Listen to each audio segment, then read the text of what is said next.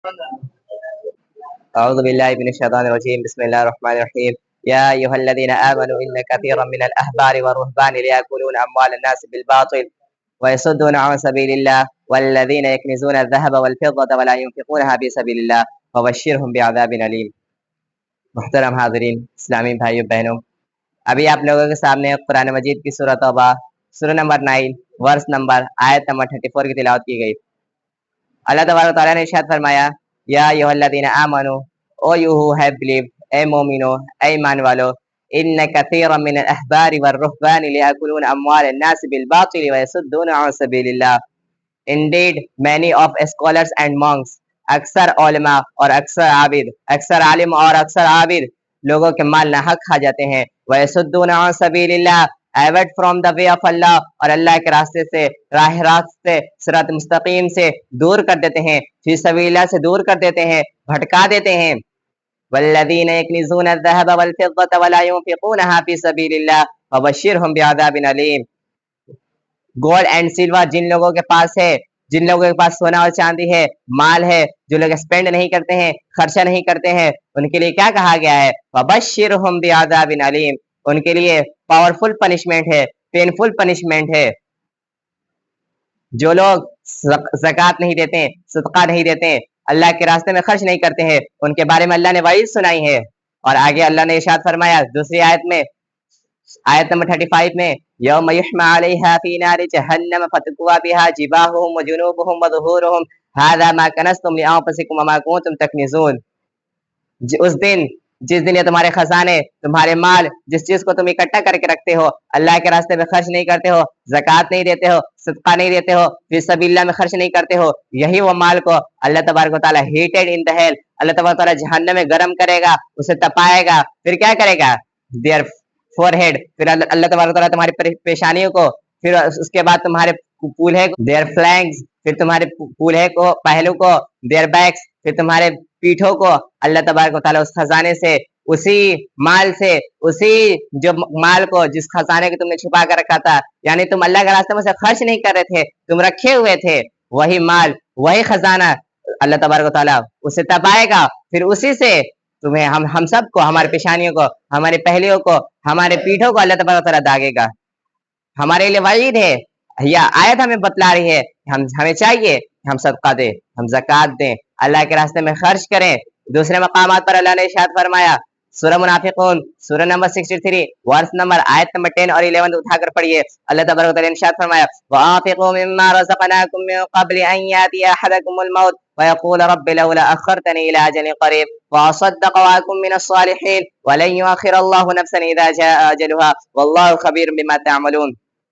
اور جو کچھ ہم نے تمہیں دے رکھا ہے، وَأَنفِقُوا مِمَّا رَزَقْنَاكُم مِّن قَبْلِ أَن يَأْتِيَ أَحَدَكُمُ الْمَوْتُ، spend in the way of اللہ، جو کچھ اللہ نے تمہیں دے رکھا ہے وہ اللہ کے راستے میں خرچ کرو۔ احدکم الموت فیقول رب لولا اخرتنی الی اجل قریب، جب موت آئے گی، جب موت کا فرشتہ آئے گا، اس وقت لوگ کہیں گے اللہ، مائی لارڈ، اے میرا اللہ، مجھے مہلت دے، ڈیلے، مجھے مہلت دے، میں کیا کروں؟ میں صدقہ کروں، میں تیرے راہ میں خرچ کروں، میں زکوٰۃ دوں۔ یہ وَلَن يُؤَخِّرَ اللَّهُ نَفْسًا إِذَا جَاءَ أَجَلُهَا، جس کا وقت آ جائے گا اللہ تبارک و تعالیٰ اسے مہلت نہیں دے گا۔ کیا پتہ چلا؟ لوگ نماز کے لیے نہیں کہیں گے اے اللہ مجھے مہلت دے، میں نماز پڑھ لوں، اے اللہ مجھے مہلت دے، میں روزہ رکھ لوں، اے اللہ مجھے مہلت دے، میں حج کر لوں، اے اللہ مجھے مہلت دے، میں عمرہ کر لوں، اے اللہ مجھے مہلت دے، میں قربانی کر لوں، میں عبادتیں کر لوں۔ نہیں، لوگ یہ کہیں گے اے اللہ مجھے مہلت دے، میں کیا کروں؟ میں صدقہ کروں۔ اے اللہ مجھے مہلت دے، میں کیا کروں؟ میں زکوٰۃ دوں۔ اے اللہ مجھے مہلت دے، میں کیا کروں؟ میں خرچ کروں، تیرے راہ میں خرچ کروں، گیو چیریٹی، میں تیرے راہ میں خرچ کروں، اسپینڈ کروں۔ یہ وہ سورہ ہے جس سورہ کو نبی صلی اللہ علیہ وسلم جمعہ کی نماز میں دوسری رکعت میں پڑھا کرتے تھے۔ صحیح مسلم کی حدیث ہے، حدیث نمبر 2027، اٹھا کر پڑھیے۔ نبی صلی اللہ علیہ وسلم دوسری رکعت میں سورہ کو کیوں پڑھا کرتے تھے؟ سورہ منافقون کو دوسری رکعت میں کیوں پڑھا کرتے تھے؟ وجہ کیا تھی؟ ریزن کیا تھا؟ مقصد کیا تھا؟ ہو سکتا ہے پہلی رکعت میں لوگ نہ پہنچے، لوگ تاخیر ہو گئی ہو، پہلی رکعت چھوٹ گئی ہو، لیکن دوسری رکعت میں تو پہنچ جائیں گے۔ اور عرب والے عربی جانتے تھے، اور اسی لیے نبی صلی اللہ علیہ وسلم اس سورہ کو جمعہ کی نماز میں پڑھا کرتے تھے۔ وَأَنفِقُوا مِمَّا رَزَقْنَاكُم مِّن قَبْلِ أَن يَأْتِيَ أَحَدَكُمُ الْمَوْتُ، اس سورہ ہی کو پڑھا کرتے تھے، سورہ منافقون کو۔ کب؟ जुम्मा की नमाज में दूसरी रकात में पढ़ा करते थे। पता है क्या चला कि नबी वसल्लम लोगों को बतलाना चाह रहे थे कि तुम अल्लाह के रास्ते में खर्च करो, तुम ज़कात दो, सदका दो। ये सूरह मुनाफिकून जो है, ये मुनाफिकों के बारे में ये सूरह नाज़िल हुई थी। मुनाफिकों को दुनिया में दुनिया ही सब कुछ उसे लगती है, यहाँ से नहीं जाना है, वो दुनिया से मोहब्बत करने लगते हैं। लेकिन मोमिन को दुनिया से मोहब्बत नहीं बल्कि आखिरत से मोहब्बत होती है। बल्कि वो ये सोचता है कि मैं आखिरत में जाऊं, मेरा बेड़ा पार हो जाए, मैं मेहनत करूं, वहां जाके अपना फल काटूं। ये इसके लिए शर्त क्या है? शर्त ये है कि अल्लाह के रास्ते में खर्च करना होगा, ज़कात देना होगा, सदका देना होगा, अल्लाह के रास्ते में स्पेंड करना होगा। नबी सल्लल्लाहु अलैहि वसल्लम उनका क्या मामूल था सदका के मुतालिक, ज़कात के मुतालिक, अल्लाह के रास्ते में खर्च करने के मुतालिक? उठाइए सही बुखारी, सिर्फ एक हदीस सही बुखारी उठाइए, हदीस नंबर 2389 उठाकर पढ़िए।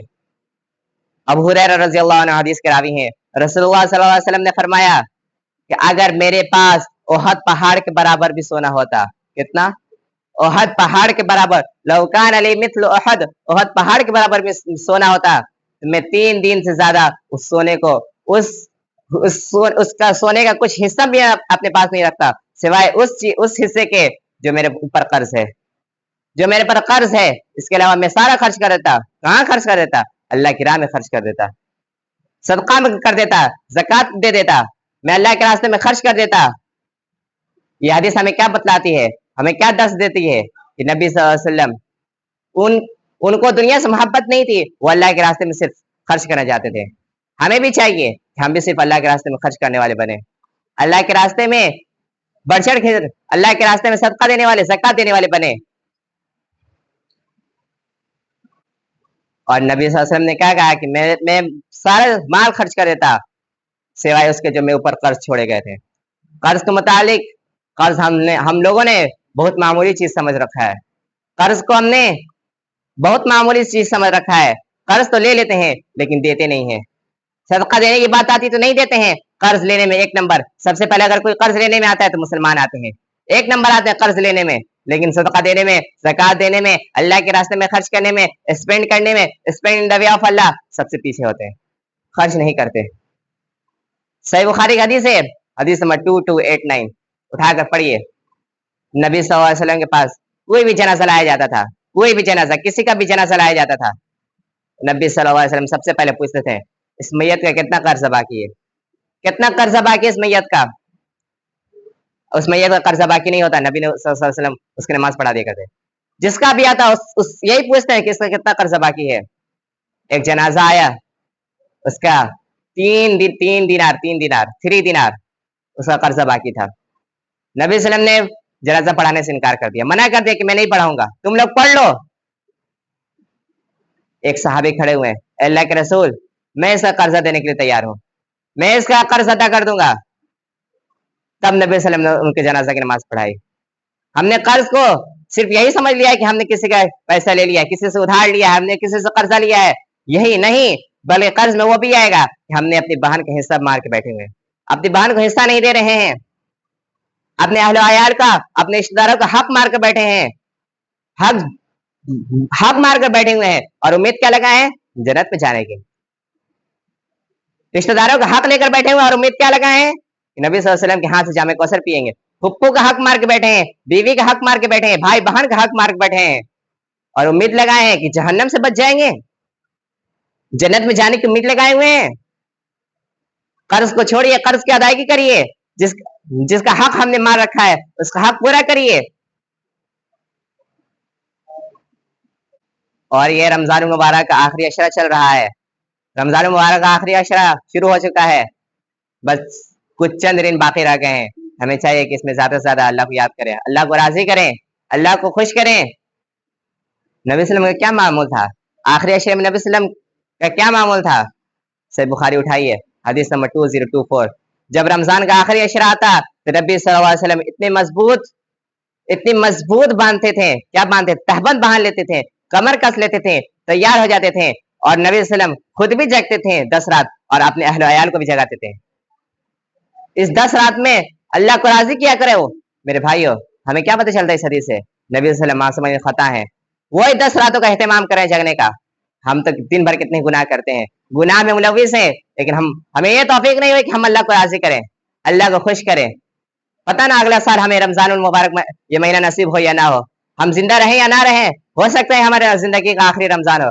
अल्लाह से दुआ करनी चाहिए और हमें तहिया ये करनी चाहिए कि जो कुछ चंद दिन बाकी रह गए हैं आखिरी अशरे के, उसमें हम अल्लाह को राजी कर ले, अल्लाह को खुश कर लें।